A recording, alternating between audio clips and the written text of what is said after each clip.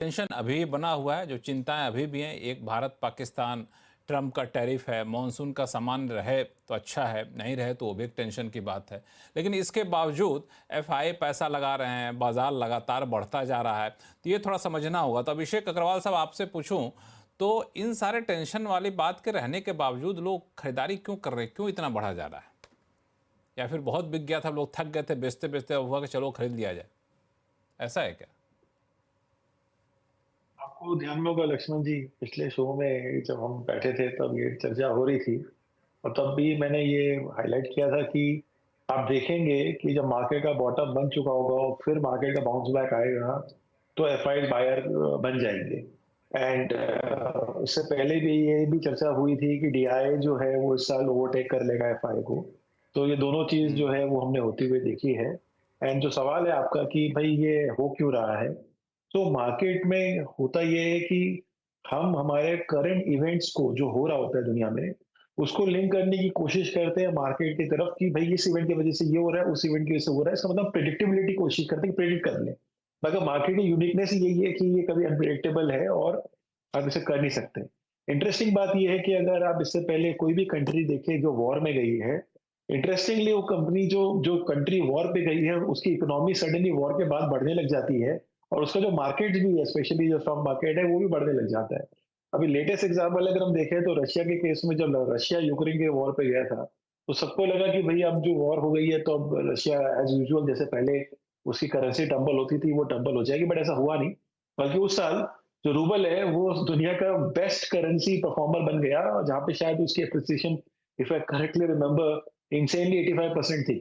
तो you can never predict the market, but having said that, एक तो ये है कि एफआई जो है हमारे मार्केट में पिछले 12 महीने से भी ऊपर से बेच ही रहे हैं। नेट नेट सेलर इतनी बड़ी है कि हर बार वो नंबर जो है बढ़ता चला गया। सो एक ना एक तो कहीं ना कहीं तो एक जगह पे कुछ चीजें थमेगी और वापस कहीं ना कोई तो रोटेट करेंगे।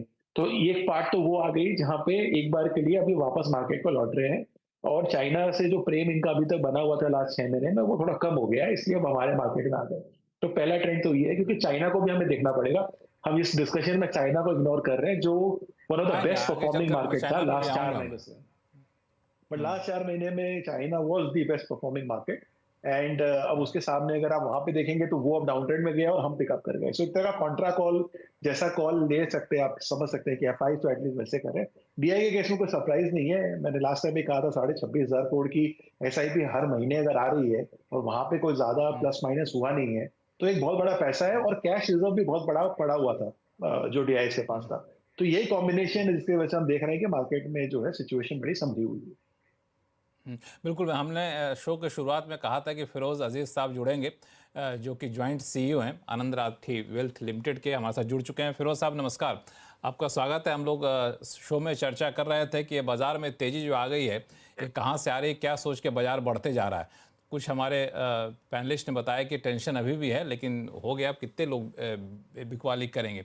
तो अभी एफआईडीआई की बात कर रहे थे अभिषेक अग्रवाल साहब, तो मुझे लगता है कि शायद पहली बार ऐसा हुआ है कि डीआई की होल्डिंग जो है एफआई से ज़्यादा हो गई है, भले ही थोड़ी बहुत ही ज़्यादा हुई है। तो ये क्या संकेत दे रहा है, आप लोग इसको किस तरीके से रीड कर रहे हैं?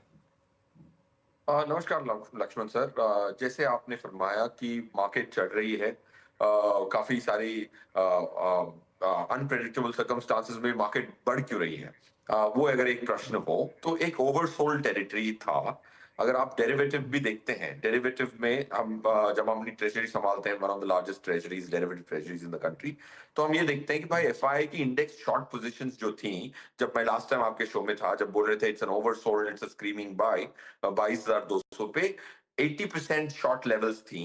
अब कल तक वो 58% की शॉर्ट लेवल्स हैं इंडेक्स फ्यूचर्स में एफआईआई की। इससे क्या मतलब है कि जो रिसेंट रैली आई है उसमें इतनी शॉर्ट कवरिंग नहीं हुई है।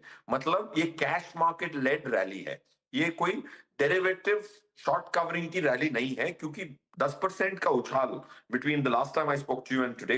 एंड बट एफआईआई की जो इंडेक्स फ्यूचर्स है वो इतनी इतनी लॉन्ग नहीं हुई है, 20 से 42 पे पहुंची है। That's point one. Point two, अगर 4 लाख करोड़ बेचने के बाद बुरी खबर आती है ना एफआईआई की, तो कुछ इंपैक्ट नहीं पड़ता है। देखिए, अगर खबर जो भी हो, खबर पे इतना निर्भर नहीं करता है, खबर कब आती है उस पर ज्यादा निर्भर करता है। लक्ष्मण सर, एक उदाहरण से मैं आपके दर्शकों को समझाना चाहूंगा। आप देखिए, सत्यम का जब स्कैम ब्रेकआउट हुआ था करीबन 15 साल पहले, 2009 I think January first week में, तो एक निफ्टी की कंपनी, एक सेंसेक्स की कंपनी सत्यम कहती है कि मेरे पास जो एफडी की रिसीट्स थी वो गलत थी, वो फर्जी थी। इतनी बड़ी कॉर्पोरेट गवर्नेंस पे प्रश्न चिन्ह के बाद उस दिन निफ्टी बंद हुई थी 1.5% नीचे, क्योंकि ऑलरेडी ग्लोबल फाइनेंशियल क्राइसिस के चक्कर में ऑलरेडी सेंसेक्स 30% गिर चुका था। अगर यही खबर 6 महीने पहले आती तो इस बहाने से उस दिन मार्केट लोअर सर्किट होती।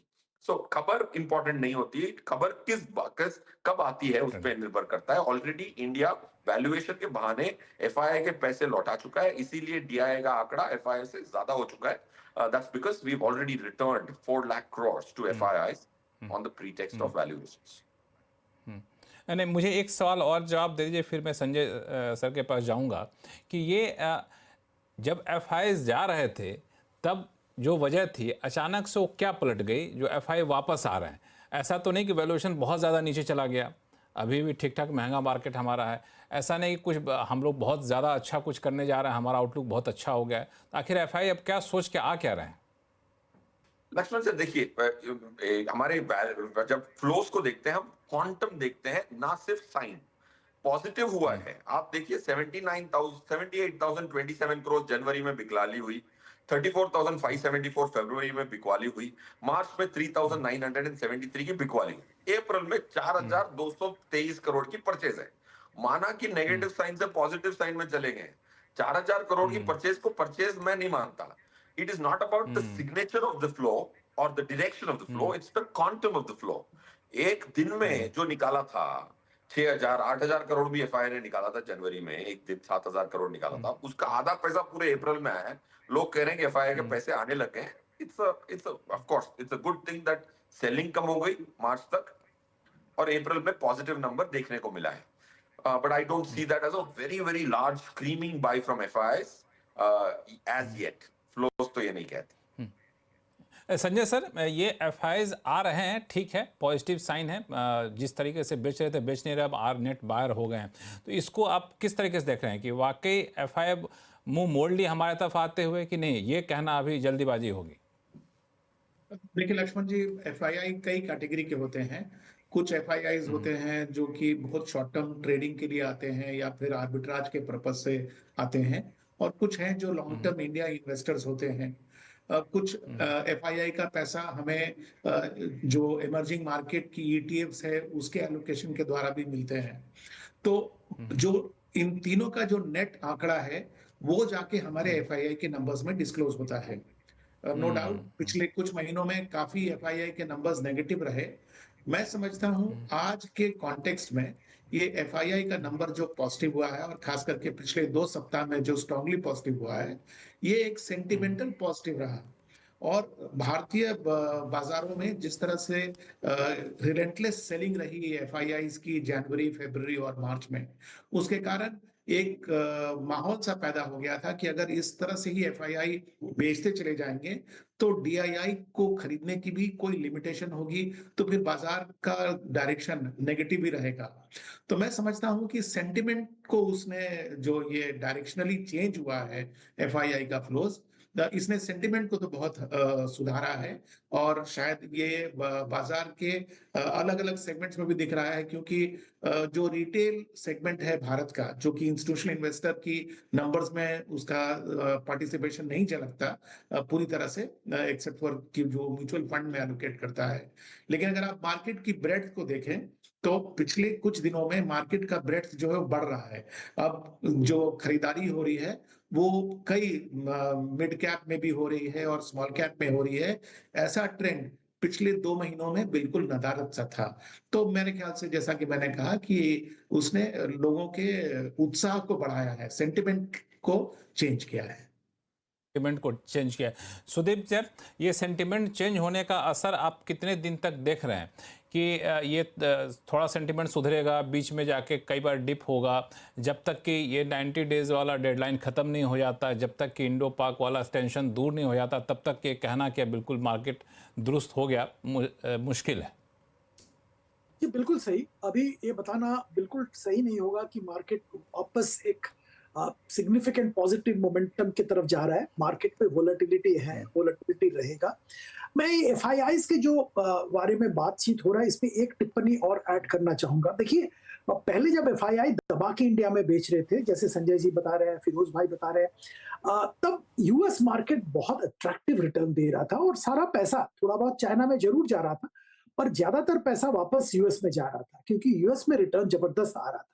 अब क्या हुआ कि यूएस में बहुत अनिश्चयता आ गया है, यूएस मार्केट में अच्छा रिटर्न मिलने की संभावना और बहुत अनिश्चयता आ गया है। इस माहौल में एफआईआईज जो कि थोड़ा बहुत मोमेंटम को लेके काम करते हैं, थोड़ा बहुत निम्बल फुटेड है, वो सोच रहे हैं कि इंडिया जैसे मार्केट जहां पे वैल्यूएशन थोड़ा ठीक हुआ है और जहां पे ग्रोथ की अपॉर्चुनिटी है, जीडीपी ग्रोथ का बात अभी भी चल रहा है 6-6.5% के बीच में, वहां पे निवेश क्यों नहीं करें। तो वो यूएस को अवॉइड करके यूएस से पैसा निकाल के इंडिया में आ रहे हैं, मोटा मोटी ऐसा ही लग रहा है। तो इस माहौल में ये मुझे लगता है जब तक यूएस में अनिश्चयता खत्म नहीं होता है, ये ट्रेंड बरकरार रहेगा। पर अब इंडिया में पैसा आएगा या और इमर्जिंग मार्केट में जाएगा, ये डिपेंड करेगा इंडिया के इंटरनल्स कैसे बिहेव करते हैं, इंडिया पाकिस्तान में मतलब कैसे सोल्यूशन होता है, कैसे शांति वापस आता है ताकि मार्केट को कोई स्ट्रेस ना हो। ये सब पे ध्यान रखना पड़ेगा, इस पे देखना पड़ेगा कैसे आगे मूव होता है। पर फिलहाल वोलेटिलिटी बरकरार है और रहेगा भी। वोलेटिलिटी